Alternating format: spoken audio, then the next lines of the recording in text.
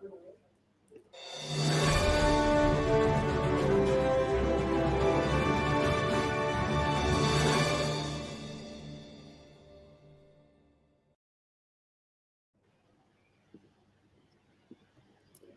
and welcome to Angel One. Indeed, a very very important day for us. और आज हम decode करेंगे a very crucial event, the Union Budget 2024. Now, the interim Union Budget for the financial year 24-25 was tabled in the Parliament earlier today by Finance Minister Nirmala Sitharaman. And this is the sixth budget presented by the current FM and the last one of Prime Minister Narendra Modi's led government's second term. So, joining me today is Amar Singh, who is the Vice President of Angel One Research. Yeah, All right. thank you. First up, maybe let me just get in some opening comments from you, sir. What are the key highlights of the budget and how do you think they have impacted the relevant sectors? Yeah, actually, मैं यदि budget की बात करूं तो overall there were some high expectations from the market participants also, but at the same time, back of the mind ये भी था कि this is an interim budget because we are to have our general elections in the next a few months, and post that once the new government is formed, then we'll have a full-fledged budget.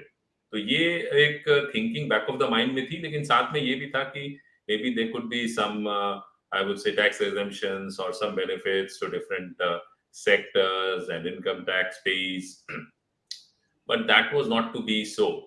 तो highlights की मैं बात करूं तो एक major highlight ये रहा है कि government has been very focused on containing the fiscal deficit, because that is this is a number in terms of percent which the entire world and the global investors, they keep a watch on as to where the fiscal deficit is. So fiscal deficit at 5.1% for FY25. So that's something which is better than market expectations. And also what we're seeing is for FY24 also the fiscal deficit is pegged at 5.8%, which is lower than the 5.9%. So kahin na kahin ye ek major, I think this is one positive. Apart from that, capital expenditure, because the government has been focusing a lot on infrastructure. So capex has been growing, so that's pegged at almost 12%, which is in line with expectations. Because when you have expenditure, then you have actual, I would say, उसका एक effect है वो across sectors में दिखता है. So we'll be talking about that in more.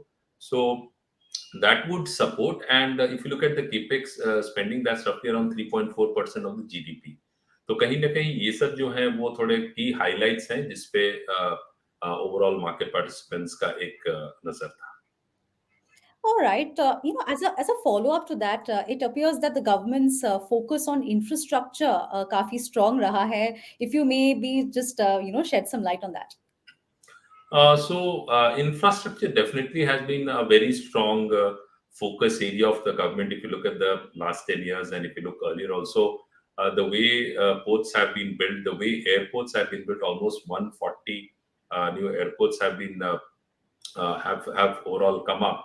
And government is also very focused on electrifying the railways, and also a major announcement finance minister Nirmala Sitharaman ji ने announce किया कि the 40,000 normal rail bogies हैं, they will be converted to Vande Bharat.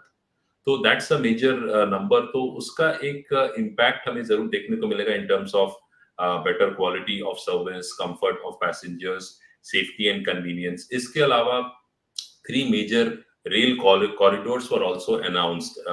Then you have the port connectivity is there. Then you've got the cement corridor is there, and high traffic density corridor. जैसे for example Mumbai Delhi की मैं बात करूँ, तो ये सब जो high density जहाँ एक major आपका logistics and transportation होता है, तो ये सब corridors एक बार they are fully implemented, that would go a long way. Because if we look at right now compared to our competition, so still we are spending close to 12% of our GDP on logistic costs. So logistic, freight जो movement है, वो सब का जो cost है, that's almost 12% of the GDP, which is significantly higher when we compare it with against our competition.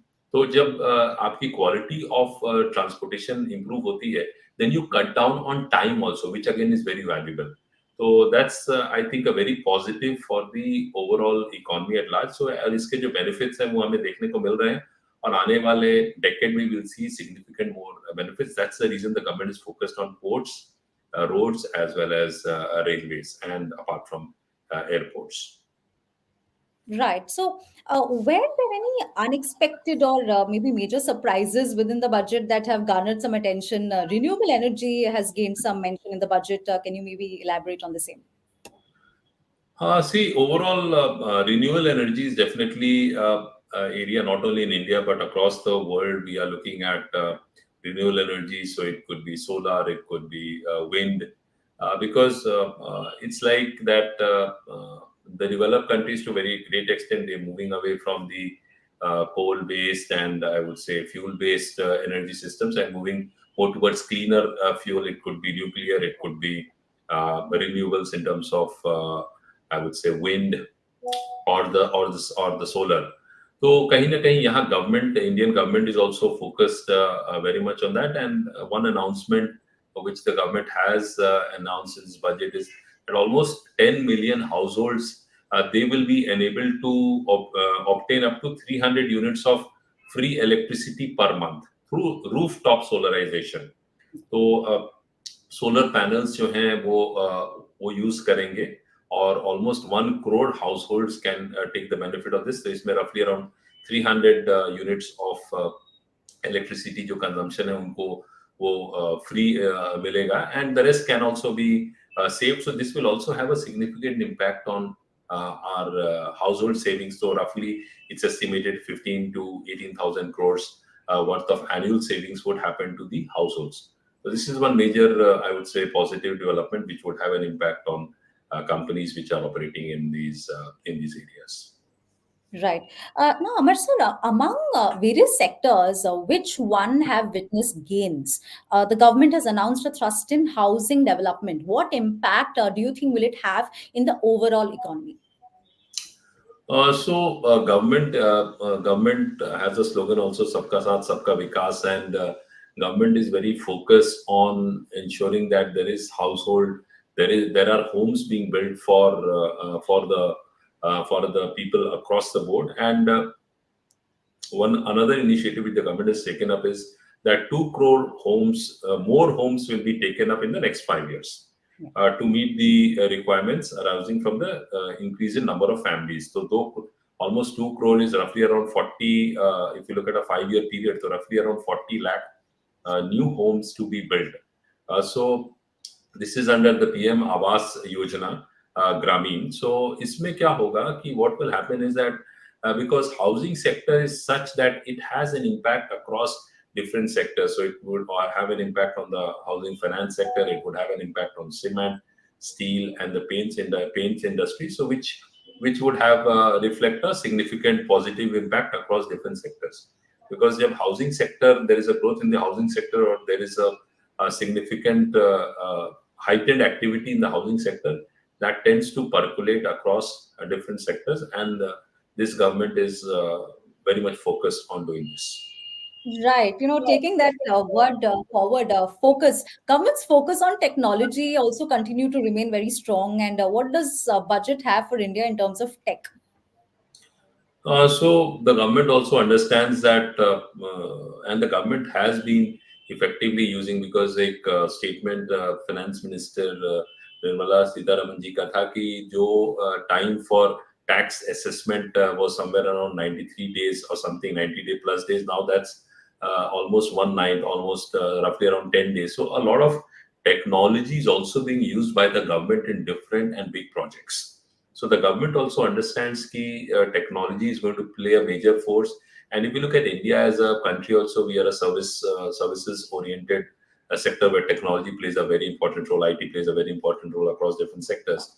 तो government की focus कहीं ना कहीं वहां है जो दिख रही है. और तो इसमें फाइनेंस मिनिस्टर ने एक अनाउंसमेंट की कि ऑलमोस्ट 1 लाख करोड़ का एक कॉर्पस एस्टैब्लिश किया जाएगा with a 50-year interest free loan.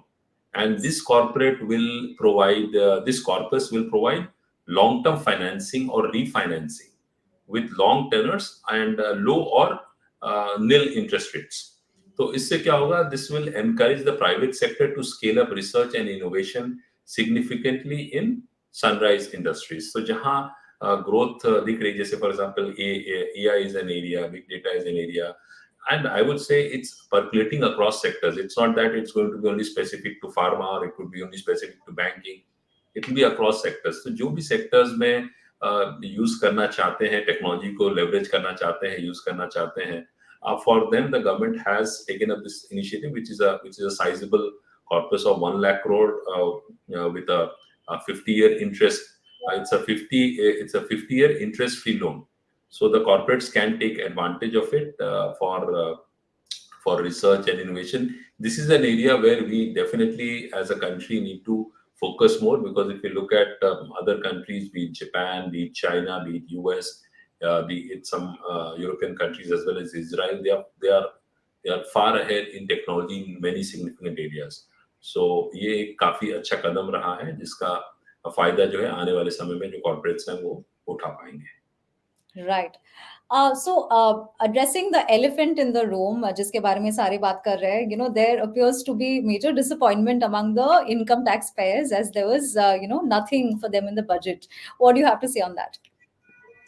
See, income tax payers हैं, they definitely were looking at some sort of relaxation in terms of exemptions, but that has not happened, because हो क्या रहा है? Because if you see, there is inflation, there is price rise also, and there's uncertainty globally as well in terms of fears of recession in developed markets and developed economies. तो कहीं ना कहीं जो taxpayers हैं, they have concerns, and they are legitimate concerns, which are that can there be some exemptions for them, can there be some benefits, and also इसमें important चीज है कि जो भी tax pay करते हैं, if they can be put in some slabs where they can get some benefits. तो ये एक एरिया है जहाँ जो income tax payers है, they are definitely concerned, because private sector में, when people are working in the private sector, they don't have that sort of safety net which is there in the government sector.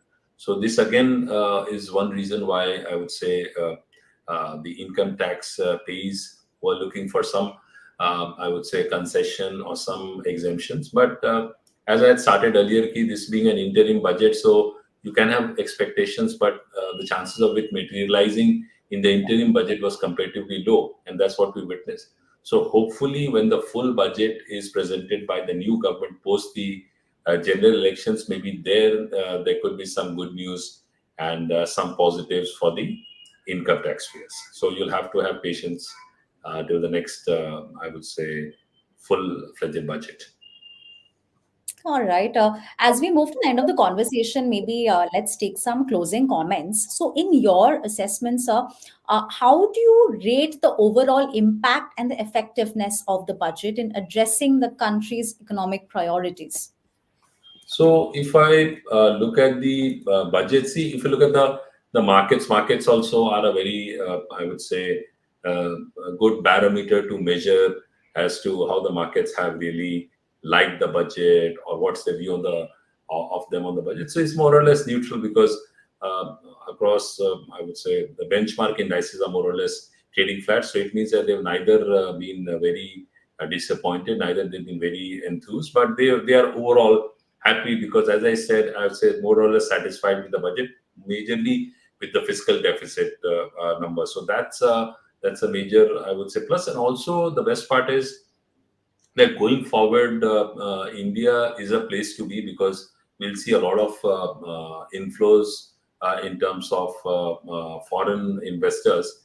And also, if you look at the FDI inflows over the last, I would say, 10 years from 2014 till 23, we got close to $600 billion, which is almost twice which was in the previous decade.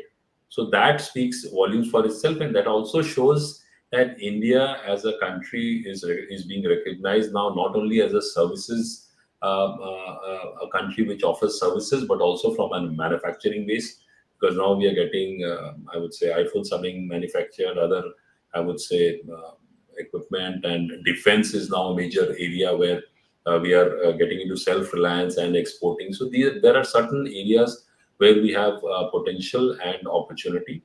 So overall, I would say, since this was an interim budget, but still the government has done well in terms of the fiscal deficit in terms of other numbers. So let's hope for the best in the coming times.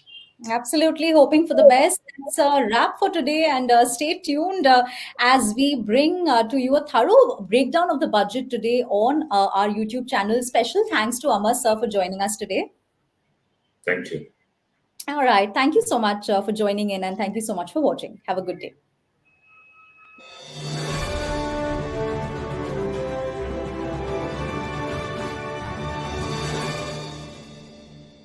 Investments in securities market are subject to market risks. Read all the related documents carefully before investing.